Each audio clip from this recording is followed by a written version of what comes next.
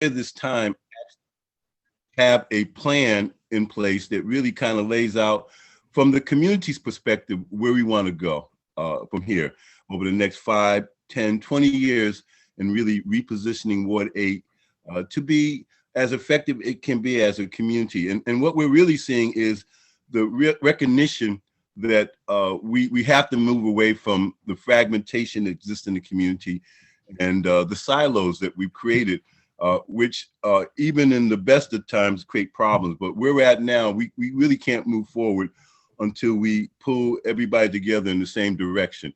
And we're going to talk about, that as what we're working on. So our four major components that we're going to talk about are related to the outreach, getting people to engage with the process and really take ownership of the process as early as possible. And Dr. Adams has been doing a real good job in the outreach of this and in terms of our social media platform. We've been doing some excellent training, and UPO has been an excellent partner with that through their Leadership Academy. And we're very excited about what's going on there. We also are looking at the data collection piece. Dave's going to give an update. And including with that is the role that community partners are playing around the assessment of small businesses and nonprofits. And they're in the midst of that. And that's going to be a very important part of our assessment of the community. And then lastly, the working with the subcommittees, that the last 2 weeks we really have been able to really pull people in, and it's really evolving as a good place to create a almost like a new community. So we're going to talk a little bit about that, and also about the partnerships that are coming online and that we're having conversations with. So I'm going to ask Dr. Adams to talk about the outreach update. Absolutely. So once again, we are doing a bang up job with the website. A lot of people are signing up through the website for CED training, as well as to be on the subcommittees. Right now, we have about 312 people signed up for training, and about 50 of those people have gone through the training so far. And we have about 150 people signed up for the subcommittees.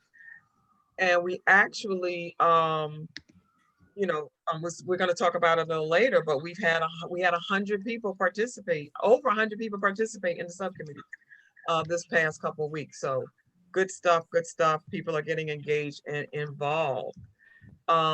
Again, please reach out with us on social media at W8CED. If you just type that in on Facebook, Instagram, or Twitter, that will come up, and all you got to do is like the page and you see the things that we're doing. In terms of the outreach on the street, on the ground, we did the Juneteenth Father's Day partnership with Martha's Table, and from that event we had 26 people to sign up. And I'm really happy to say that just from Saturday, they joined the subcommittee on Wednesday and it was able to be involved and engaged. So it was really, really good to see that connection firsthand. We are looking for partnership events for July 4th, Independence Day. If anyone on the call is having an event, we would love to partner with you and engage in that process. So please let us know. The Office of Planning had a great event with the Youth Forum from Congress Heights. I believe they had a dozen or so youth to get involved, and Ayana was very instrumental in getting some of those youth to that event.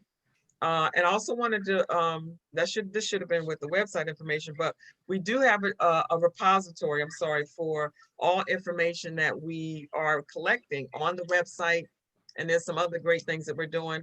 Still, the newsletter's been out. If you didn't get a copy, please email us and let us know. And then we have an ANC outreach meeting plan.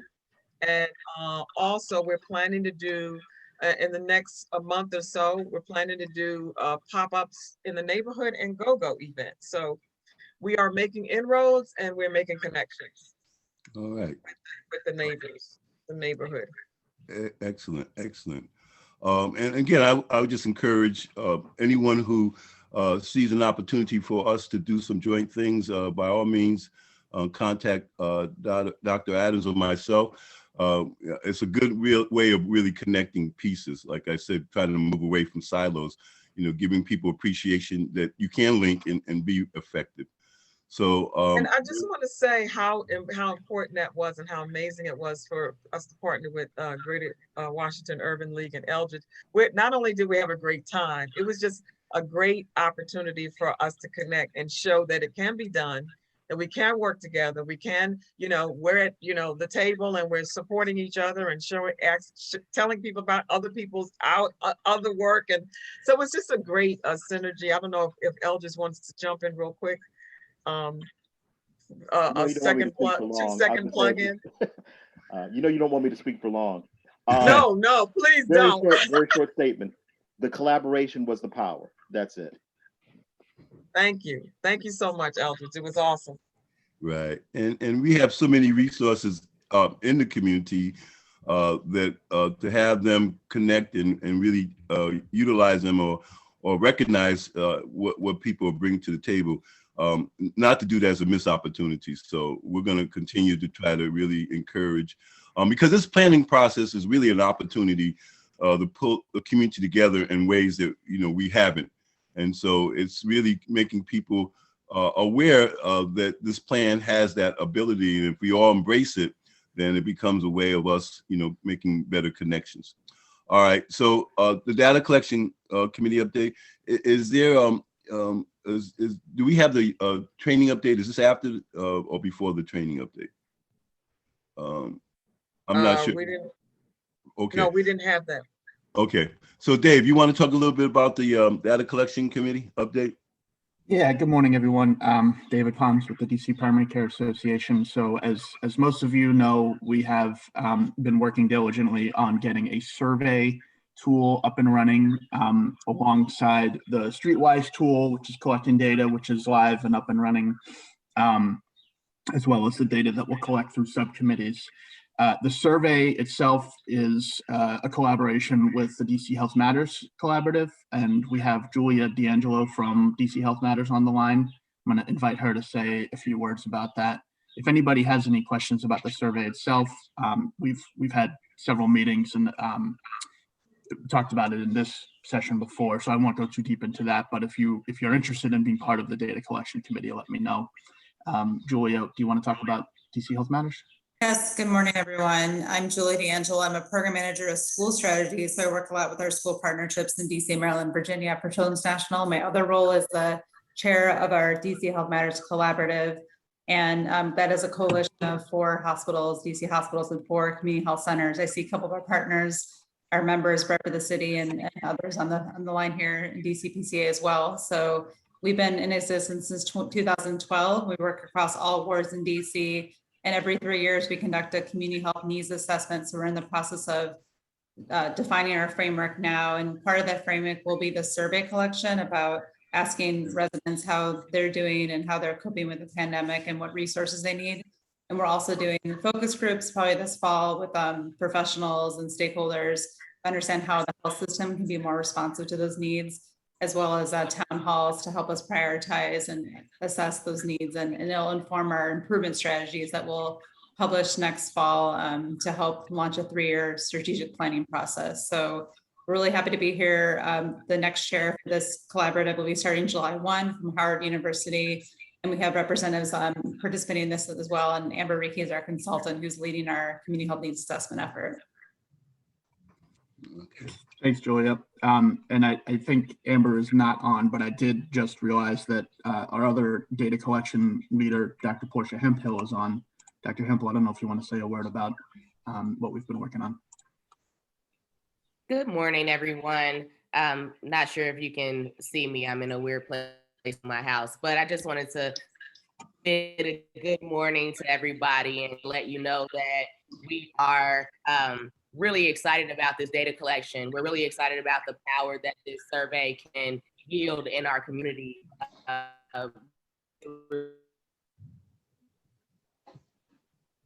Deeper relationships with our partners, new partners, existing partners. Data to and say, you know what's for date, and let us show you how, let us show you why, let us show you the rigor behind the how, and let us show you behind the why.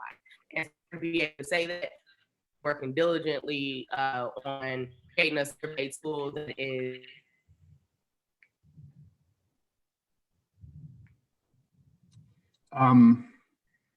Dr. Hemphill, I'm sorry, we kind of, you're going in and out there. okay. Can you hear me now? I'm sorry. I'm in a Yeah. weird place. Mhm. There's some construction going on outside, but I just wanted to say that we're excited about what we can yield for the community, and we really would appreciate any help that we may ask of you and helping of our partners and helping us to realize this goal. Thank you. Mhm. Thank you. That's the update from us. All right. Well, thank you. And I'm really excited about the assessment instrument that's being created, because it's very organic in terms of how it's evolving. And like a lot of things that we're going to be doing and have been doing, it's really the first time. It's a opportunity to create something that has never existed before, and that really speaks to the community. So we're excited about that. And this instrument is really going to help us dig down and really get from the residents what it is that they're dealing with and how they see their reality, so that the decisions that we make going forward is steeped in the reality of the residents, which it should be. So I think we're in a very good place, and this instrument is going to be a real game changer in terms of the kind of information that we get back from the community. Before I talk about the subcommittees, I want to update on the training aspect of what we're doing with UPO. And I'm not sure if Ayana's on the call or not. Yes, she is. Okay. Well, Ayana, can you give us an update on the Leadership Academy and the CED training, as well as Streetwise app training that's coming out of it? Yes, can everyone hear me? Yep. Yes. Okay. Hello, everyone. So we are definitely excited about the progress that we made with the training. We so far trained over about 40 residents in Streetwise and community engagement, and also community economic development. Right now, we're still striving to hit our 150 mark. Right now, we're looking to do all of the training we've done thus far has been virtual. So right now we're looking to start doing more on-site trainings. We're working with Empower DC and the outreach team to start going door to door in different communities. So far, we're looking at Washington Highlands, Woodland, and Congress Park. So definitely, if there's any other Ward 8 communities you think we should target, let us know. But the goal is to go do outreach. The locations that I identified, we all talked to different groups within that neighborhood that will provide space for us to do training on site. And so the goal is to reach out to the neighbors on that within that community and do training with them in that community. So right now we're looking at training at least 10 to 15 people per training. Another outreach effort that we're doing is doing training with youth.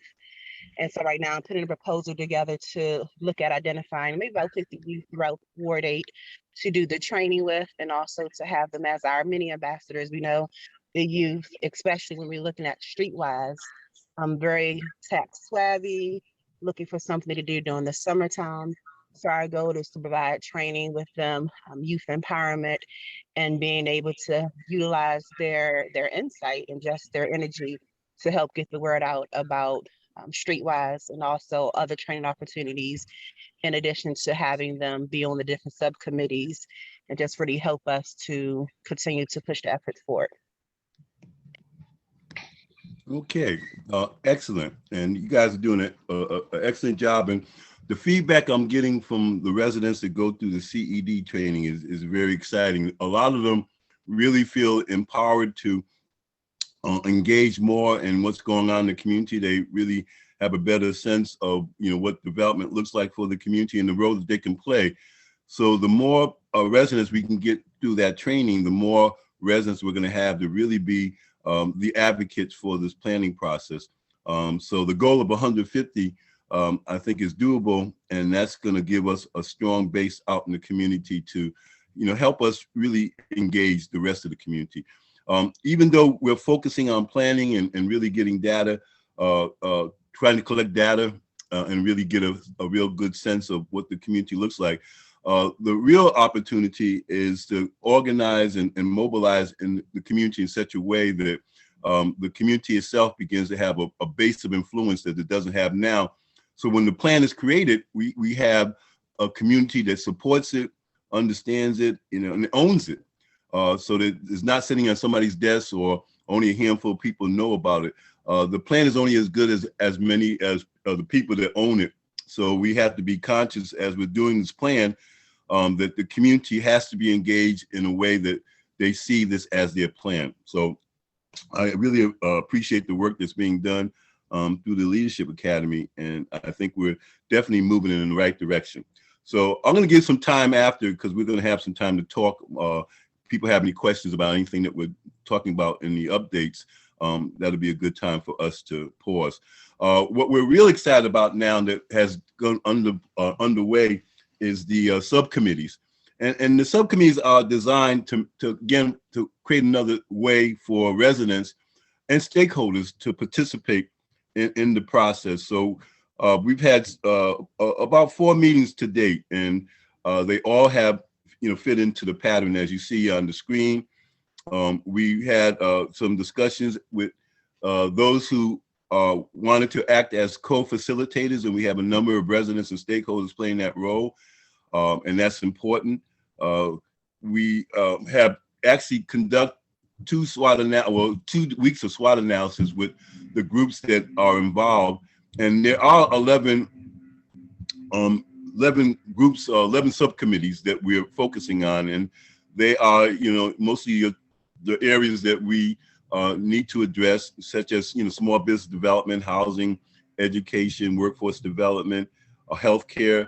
Those are probably the major 5, and then we have 6 that also have relevance, such as art and culture, family and youth and seniors, and several more. So we have really an opportunity to cover most of the areas in the community that we need to cover. And this first couple of weeks, we've had a very good turnout. The 2 subcommittees that have not really come together yet is transportation and sustainable energy. And so those are 2 that we have to work on to get some connection with residents and stakeholders that are in that space. So in the meetings in July, we're looking to have them up and running. But if you haven't participated up to this point in time and interested, you can go into the website and register for a subcommittee. We initially thought that this would be maybe a short-term piece or something that we would do and then complete and use the information for the data collection and the planning process. But we're seeing that there's such an interest in the conversations that are going on, and the conversation is so rich that we're actually creating a community around these subcommittees that we need to keep in place. Because part of the dynamic that we want to encourage is that people in the same space begin to connect, develop relationships, begin to see what their common agenda is. And that's a very good way of breaking down the silos and getting people to see that they're, basically doing the same thing with the same population, and can, partner and be more effective in doing that. So what's coming out of the subcommittees is very positive, is very healthy. People are coming with, good energy.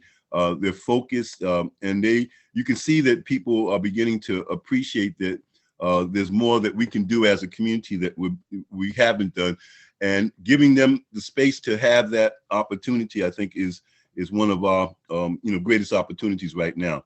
So our next meeting is July 14th, and the first 6 subcommittees will identify priorities and strategies, and the same on July 21st. As I mentioned, this is going to be ongoing, so we're going to create space throughout this process where people can come together, either in the subcommittees or in the larger committees or a larger group committee to continue this discussion. We're also exploring the possibility of expanding our Facebook page to include the subcommittees, and it's going to require us to do some technical things, but we want to be able to have each subcommittee in a place on the Facebook where people can go into and get updates or add to the subcommittee, and again, make it interactive so that it can be an ongoing process for us. So we see the subcommittee structure and developing the subcommittees as creating the infrastructure for the community that really doesn't exist. We have a lot of the pieces, but we want to formalize how those pieces connected, because the reality is there's no one sector or system or activity that can stand by itself. You know, right now a lot of the focus is on public safety, but public safety cannot be addressed unless you deal with issues around housing and workforce development, and getting people in a place where there's options. So, you know, we have to, you know, really continue to buy into a holistic approach. Anything less than a holistic approach is not going to serve where we want to go. So it's really encouraging people that, you know, holistic and trying to, you know, work and coming up with a common agenda that the planning process would do for us is key. So again, if you haven't participated in any of the subcommittees and you're interested in doing it, by all means, you know, get on the website and sign up. So that's the update on the subcommittee. And Professor Cook was not able to attend today. Him and his students at the Georgetown Law School have done an excellent job in coordinating this, and their level of expertise and capacity is tremendous, and we really are benefiting tremendously from having them being involved in this process. So at the next meeting, Professor Cook should be available to help. We'll do the update and you know, bring us really into appreciation of what's going on. So I'll move to talk about our partnership activities, and these are some of the partnerships that are emerging. I think it's supposed to be DC Health Matters, and that was talked about on Dave's presentation. We, you know, are creating this partnership with DC Health Matters that will really allow us to have a real role in looking at health in general, and that's a good opportunity to have. So we welcome that partnership, as well as Greater Washington Urban League. The Urban League has a rich history, not only in DC, but throughout the country. And it just makes sense that they really partner with us to do this planning process, because they bring a lot to the table.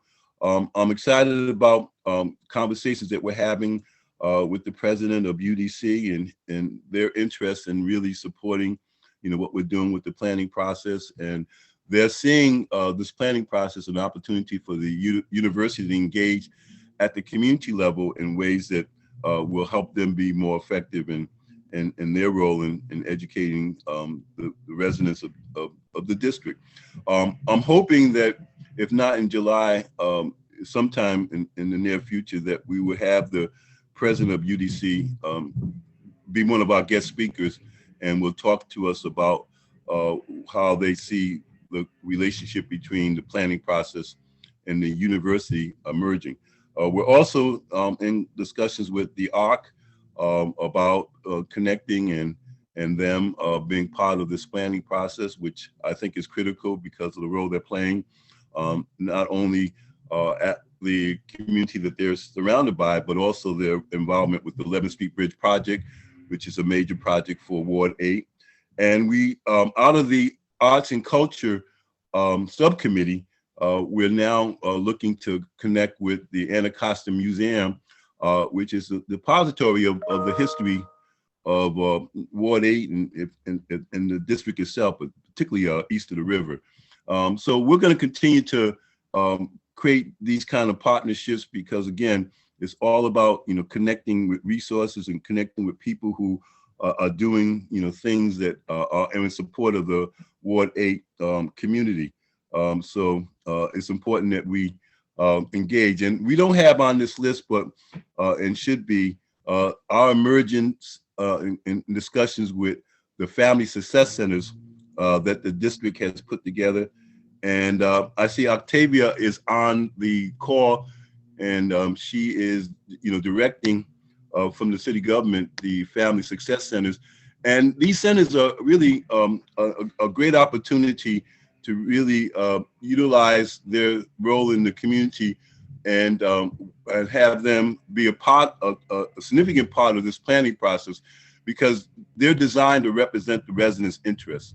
And rather than reinventing the wheel, it just makes a lot of sense that we take advantage of the work that's been done by the city in putting these family success centers.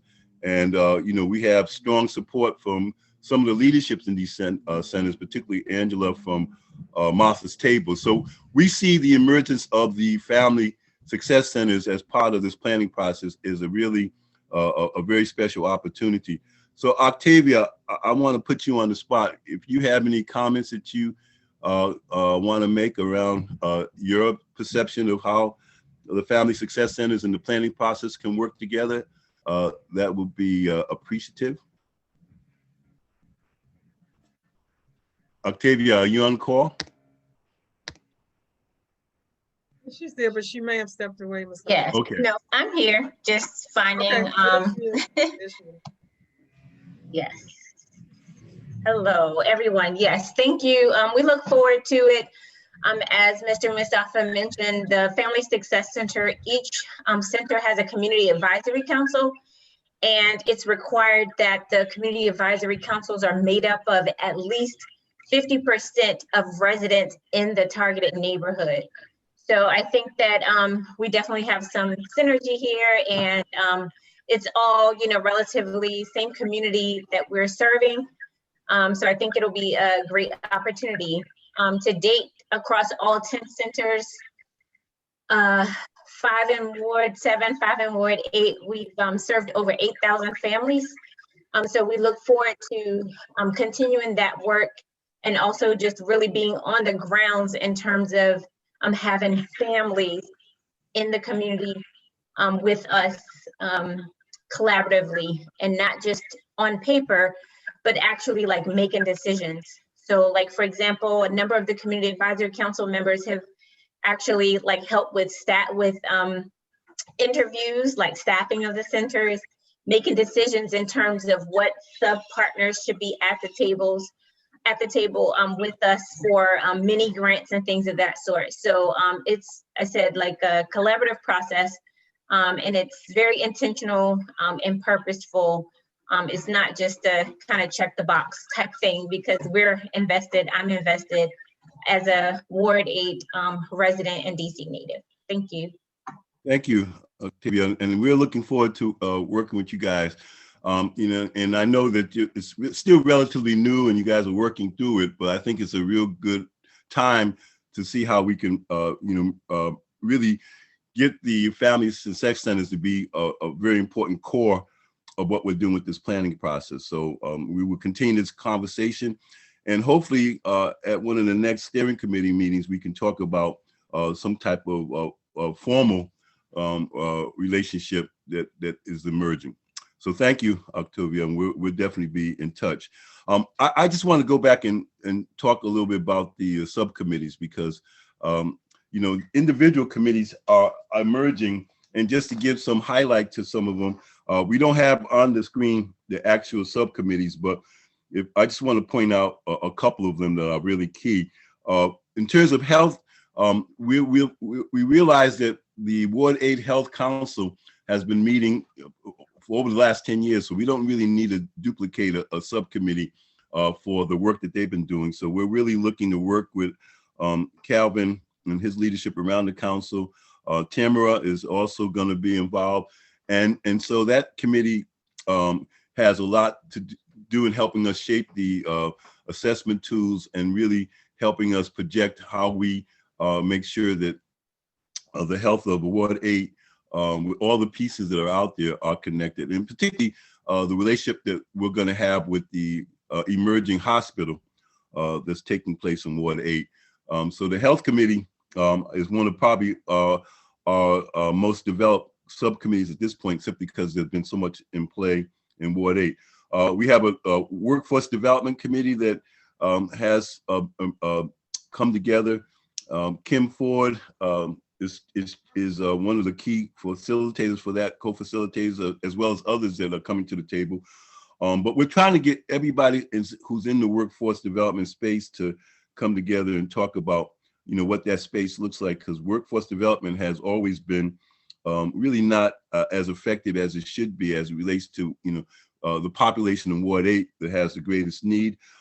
We had a very good small business meeting. It was probably one of the biggest populated. A lot of business people, people who are interested in being business were in that meeting. And it really is not only small business, but it's how do we move to make the community more conducive to wealth building. And small business is the key to that. And moving away from all of our focus, or most of our focus, being on just human service delivery and focusing on poverty, which is very limited. So I'm excited about the kind of things people are talking about, small business development. We've already identified the need for a community investment fund that would free capital to invest in small businesses in the community and give entrepreneurs the kind of microloans that they can begin to, test their idea. So as we move forward, we're really going to be looking at making that strong link with small businesses really emerging as a key cornerstone to the community in ways that they haven't up to this point in time. And Enterprise Community Partners is doing an assessment of the small businesses in Ward 8, and that should be a helpful tool in understanding what the needs are of small businesses and how they are seeing the kind of support they need. Like I said, arts and culture is emerging, and one of the things that was discussed in the arts and culture part was how do we brand Ward 8? How do we make the community more in sync with what it is? And if we talk about our ethnicity of the community, clearly being over 90% African American, we really is an opportunity to embrace our Afrocentric reality, very similar to what other communities do, whether it's Little Italy or Chinatown or whatever. But it's a way of capturing our strength as a community, which is our Afrocentric experience. And education is something, and I'm glad that there is some support around that.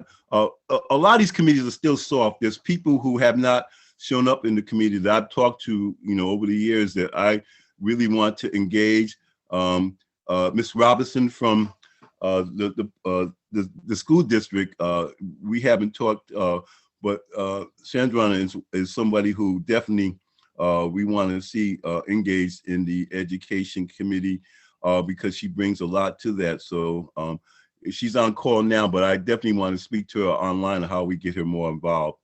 And the same with other subcommittees. I know that Gloria from City First Bank is one of our co-facilitators, and she's been very active in helping us try to shape the small business agenda.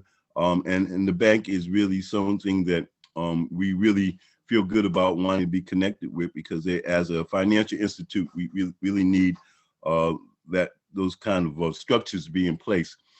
So from here on in, we're really going to continue to try to work to build on these subcommittees, have individuals who we begin to identify needs to be in that space, because what it does, again, it cuts down on the continued fragmentation that we have. We have a lot of meetings and a lot of conversations going on, and what we're trying to do is just create a common space where instead of talking at each other, we can talk with each other in a place that we can then document it and move forward. So housing is very popular. We had a very good housing conversation. And again, we have Professor Lee, who and her students has been helping us frame the housing piece. Public safety is really a key part for the community right now, with a lot of going on throughout the nation. Public safety, the issue of crime and violence, because of a lot to do with the pandemic, is something that we all need to speak to, but it can't be done in isolation. And the youth, family support, and seniors subcommittee gives us an opportunity to make sure that really the most vulnerable part of the community has a voice and that they're connected to everything that we're talking about. So these subcommittees, again, are ways that we can link all the pieces. And if you haven't been involved in the steering subcommittee meeting yet, there's chance next go around in July to do that. So what I want to do now, because we have a little bit of time, is to open it up for questions and some answers or just comments. You know, it'd be good to hear from people who's been involved and you know, has been, you know, really watching what we've been doing to see, you know, what your impression is and if you have any suggestions or recommendations. So we'll open it up. Anybody who wants to ask a question or raise a concern, if you can maybe raise your hand and Dr. Adams can recognize you and we'll get you to be able to ask your question. So we'll open it up. Yeah, we have one hand so far. Al, your hand is raised. Take your question if you're available. Good morning, good morning, good morning. I'm not gonna come on and let y'all see me in my bad state this morning, so. It's all right now. But let me say this, I've been listening and I've been listening very intently and, you know, I'm in tune to everything that everybody said so far. Two things I just wanted to make a comment on. As you well know, Mustafa, they actually 2 weeks ago, they actually started doing the actual disparity study. And at some point, they are going to start pulling, you know, data pretty soon. And I think the data collection that the two people, and you talked about as far as Ward 8 businesses and also just the data collection that D'Angela and them are doing, I think would be very helpful to also make sure that that information is inputted into their study too. I think that would be helpful for everybody across the board. And I just hope that what we're going to try to do now is, as you well know, is we're going to try to get them to open it back up again to have some more testimony, because they failed in my personal opinion on this focus groups that they had last week. They only had 4 focus groups from Monday to Wednesday, 1 on Monday, 1 on Tuesday, and 2 on Wednesday. And out of the 4, because I don't think it was well organized. And, you know, we don't, Mustafa, as you well know, we really don't have a lot of input on how they actually implement these things. We wish we did, but we don't. Only 53 people showed up, and only 2 or 3 people actually gave testimony live on during those 4 meetings, and it's just not a good. It's not going to be a good representation of what's really going on in the city. So those are my comments. I just hope that with the data that y'all pull and the stuff that y'all do, seems like it would be just right down the line for us to also cross that over into what the city is actually doing already. And I say the city because it's not really the Black Business Task Force that's doing it. The city's solely in charge on that. Now we are, as you well know, Mustafa, we're going to have a big campaign to educate the public in the next year. And I think Alan knows a little bit about that campaign coming up. But it's going to be hopefully that will also help what you're doing, and also educate the public on what we all are doing and try to do as far as getting the public to know all the different things that are going on in the city. Again, the bottom line again, and you know this, Mustafa, is on May or June, somewhere around the same time that you're going to, release your findings and your report, that we want, along with the same people, the University of District of Columbia and all the other major civil rights organizations, we're going to come together and have a summit, or it can be a think tank or whatever we want to do, but to see where we all cross over in different areas and see where we all can work together. While everybody continues to do their particular interests in their group, there are some things that we all working on together. And we need to find those out and all of us come together to make sure those particular things that we all are working on, try to get those things done together. And I appreciate that, Alan. We've been talking over the last year or so. I think the small business subcommittee is the ideal place for you to provide leadership in and making sure that we connect to the broader agenda, because what we're trying to do in Ward 8 is really mirror in a way that can reflect what's happening at the ground level in ways that normally doesn't get put into those types of process. So we have a small business committee. We want to build on it. We definitely want you to be a part of it so that we can connect with the agenda that you've been working on, because for the small business in Ward 8, they need that agenda. They need to have the city government, recognize them and provide the support they need to flourish. So I see our agenda being one and the same, and it's just a matter of working through formalizing it. And there's some people on the small business subcommittee that I know will embrace what you're talking about and incorporate us into thinking. Ideally, the things that you're talking about should be part of the outcome of the plan.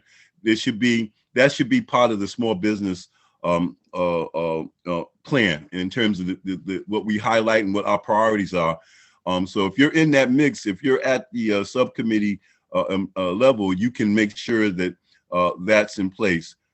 So going forth, we really want to make that happen. Okay, so we'll talk. But if you haven't been involved in the small business subcommittee, I would and definitely encourage you to participate. Matter of fact, I'll reach out to you and we can talk more about that later.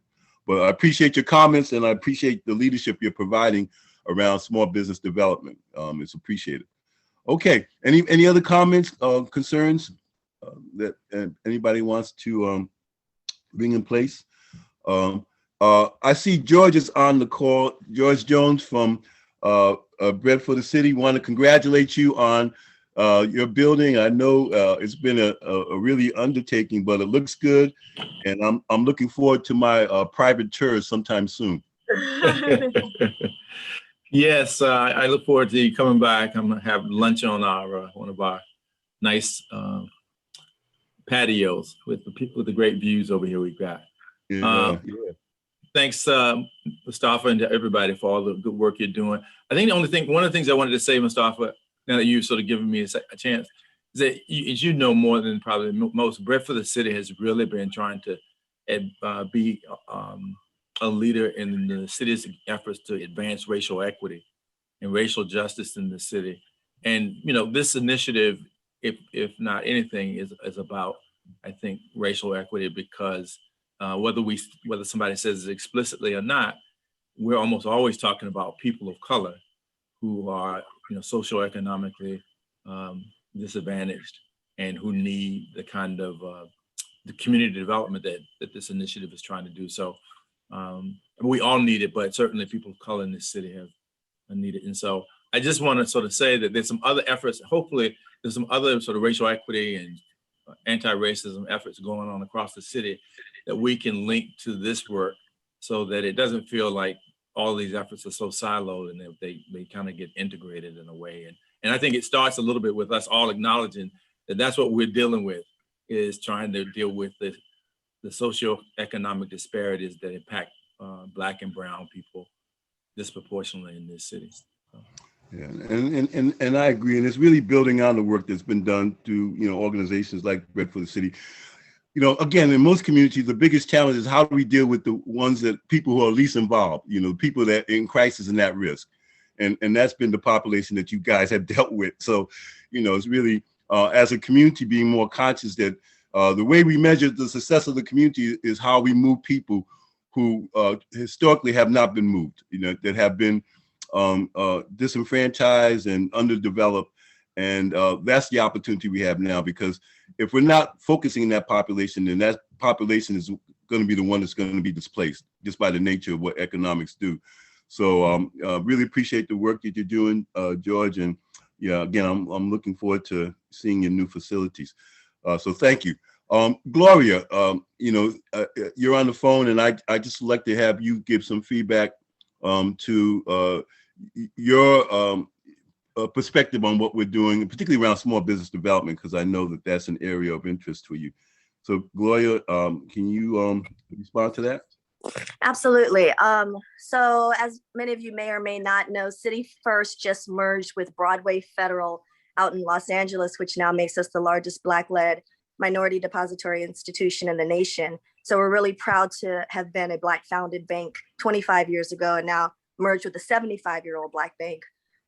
So with that comes a lot of responsibility, a lot of intentional focus on distressed communities, both in DC and LA, which we all know, many urban cities are plagued with the same issues around economic injustices. Let's just say we're an economic justice bank, that where the outcomes become the disproportionate disparities that are impacting us socially.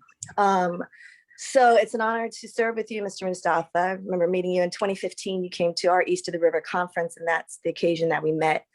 And since then, you have built something that I know will create legacy and create a foundation for us, something that we can look back to 100 years from now, so that, as George Jones says, we want to put him out of business. We don't want, a social services economy in our poorest neighborhoods. We want a thriving business economy. We don't want to see business deserts. My father was an African-American business owner, and he employed 13 or 14 Black men. So I personally know the impact of stabilizing families and communities from a personal experiences, and then working at a bank that intentionally channels capital. But we have to focus on small businesses as the nucleus and as the core, and those small businesses in Ward 7 and 8, and let's just say 8 for right now, owning their building, owning the commercial real estate. And so gentrification doesn't become a factor at that point. And now more than any time in history is the moment that we need to get information to business owners and the people on how to survive, sustain, grow, and ultimately thrive. So I'm tracking right there with you, and I congratulate you, and again, honored to serve. Thank you, Gloria. We appreciate you. Excuse me. Can she get the name? She kind of went over the name of those two banks. Can she get into that a little bit so I can hear a little bit more about that merger of the two banks? I think that's really important. Okay, now I will also drop that into the chat box. And when Mr. Mustafa said he would reach out to you, I was gonna poke him and say I'm happy to be on that email thread as well to dive deeper. But you can find out more information on cityfirstbroadway.com. So I'm going to drop that in the chat. Well, it's definitely important that you two both be on the next small business subcommittee meeting when we talk about priorities, because we need both of you guys to participate. So I'll be in touch with both of you between now and then. And if you haven't signed up on the website, please do so. But I think both you guys are locked in, so that's not an issue. But we're going to continue this conversation because it is a core issue for us. As we try to move towards wealth building, again, small business and expanding small business is really our key opportunity. So we got a couple of minutes, and I just want to ask Sharana Robinson. Education is really key for us, and we really want to connect with the educational leadership in Ward 8. Sharana, I know we've had conversations, but I would like to hear from you how we can do a better job of connecting with individuals like yourself who are in the educational space to make sure that you're working with us around identifying what we need to do as it relates to education. So can you just say a couple of words on that, Sharana? Sure. Good morning, everyone. Again, my name is Sharona Robinson, and I serve as the Community Action Team Specialist for about 30 schools in DCPS across the city, but most of them are in Ward 7 and 8. And I'm also a Blue graduate as well as the current PTSA president. What I would say, first of all, the struggle is very real in terms of the number of meetings that are happening. Just this morning, I've been in 2 at the same time. So unfortunately, time is not always on our side, but you know, as we're beginning to plan for our new normal and returning to school, I think the key is just finding out, or I guess I can share, you know, what schools are doing. Of course, we're in full swing for enrollment. It began in April. Everything has been online, but schools have been, you know, having events at their schools to invite families. As we know, students haven't been in the building for about 15 months. And in some cases, haven't been in their buildings at all because they're in transition grades. Every school is also having summer acceleration academies. So a lot of that is about, you know, building relationships, getting students acclimated to, you know, being back in a school building. And of course, there will definitely be some, you know, academic pieces in there. But what I would say is, you know, if there are things that I can share with schools, I'm happy to do that. And I'm happy to, you know, invite principals and other school representatives. But, you know, I'll be honest, I think people are very burnt out right now, you know, as it relates to all of these virtual meetings. And, you know, and I'm also people, like, you know, again, just being in multiple meetings at the same time, it's a lot. And now that we are, you know, going back to the new normal and people are asking for in-person, you know, situations, it's a combination of both. So I did put my information in the chat. I also put a link. If folks want to set up a meeting with me, I'm happy to meet with anyone, whether it's in person or virtual, because, you know, although I don't physically live in Congress Heights, I do consider Congress Heights to be home, as I've spent the majority of my life at 34 14th Street Southeast. So, you know, we definitely want to make sure home is taken care of.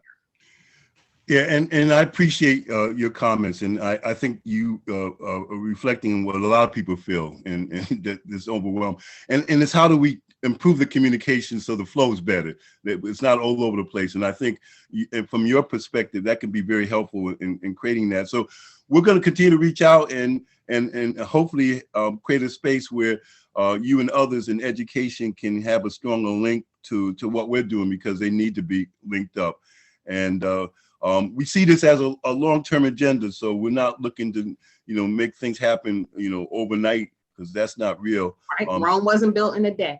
So, exactly. And so the last thing I'll say is, I think it's also important for people to follow schools on social media. A lot of great information is posted there. Okay. So, you know, schools are doing some really great things. As we know, you know, graduations happened this week. You know, Blue's graduation was on June 23rd. I'm really happy to announce my only son graduated. So it's, you know, just a lot going on, a lot to celebrate, but just a lot, you know, in general going on. And part of our challenge is to move away from always being in crisis, so that we can spend time, you know, celebrating those things that are going on as a good in community. I mean, Absolutely. We've been so crisis focused that we don't even appreciate that there's a lot of good things and positive things, and we need to find ways to heighten that. And that's part of our challenge. So definitely appreciate the work you're doing, and your leadership in that whole space, and you know, excited about the opportunity to work with you. So it's 11:01.